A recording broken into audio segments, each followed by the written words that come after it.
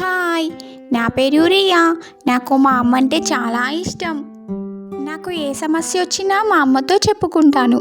అలాగే ఒకరోజు మా స్కూల్లో ఒక స్పీచ్ కాంపిటీషన్ పెట్టారు. ఆ కాంపిటీషన్లో నేను కూడా ఉన్నాను. నాకు చాలా భయం వేసింది. నా చుట్టుపక్కల ఉన్న వాళ్ళకి, నా ఫ్రెండ్స్ అందరికీ కూడా ఆ విషయం చెప్పాను. అందరూ కూడా ఏం కాదని చెప్పారు. కానీ నాకు భయం తగ్గలేదు. ఒకరోజు మా అమ్మ దగ్గరికి వెళ్ళి కాంపిటీషన్ గురించి, స్పీచ్ గురించి చెప్పి ఏడ్చాను. అప్పుడు మా అమ్మ నేను చెప్పిందంతా విని, ఏమీ కాదని, నువ్వు బాగా ప్రిపేర్ అయితే ఖచ్చితంగా నువ్వు చాలా బాగా స్పీచ్ ఇవ్వగలవని ధైర్యం చెప్పింది. అలా సరదాగా మా అమ్మ నన్ను బయటికి తీసుకొని వెళ్ళి నాకున్న భయాలన్నీ కూడా పోగొట్టింది. స్పీచ్ ఇచ్చే రోజు రానే వచ్చింది.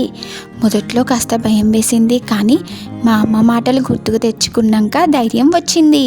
మా ఫ్రెండ్స్ అందరికీ కూడా నా స్పీచ్ను ఇచ్చి చూశాను. వాళ్ళందరూ కూడా చాలా బాగుంది అని నన్ను ఎంకరేజ్ చేశారు. మా అమ్మ స్పీచ్కి వెళ్ళే రోజు నువ్వు ఖచ్చితంగా గెలుస్తావు అని చెప్పి నాకు ముద్దు పెట్టి పంపించింది. నేను స్పీచ్ ఇస్తున్నప్పుడు నా స్పీచ్ విని మా సార్ నన్ను ఎంకరేజ్ చేశారు. చాలా బాగుంది అన్నారు. నాకే ఫస్ట్ ప్రైజ్ వచ్చింది. నాకు చాలా హ్యాపీగా అనిపించింది. నేను సాయంత్రం మా అమ్మ దగ్గరికి వెళ్ళి మా అమ్మకి థ్యాంక్స్ చెప్పాను. మా అమ్మ కూడా చాలా సంతోషించింది.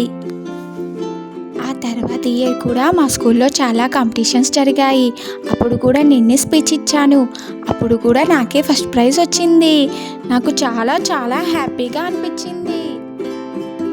నాలాగే ప్రతి ఒక్కరికి కూడా భయం వేసినప్పుడు, సమస్య వచ్చినప్పుడు ముందుగా ధైర్యం చెప్పేది వాళ్ళ అమ్మలే కదా. ఇంతైనా మన అమ్మ ఇచ్చిన ధైర్యమే మనకు బలం కదా. అందుకే మన అమ్మలే సూపర్ మామ్స్.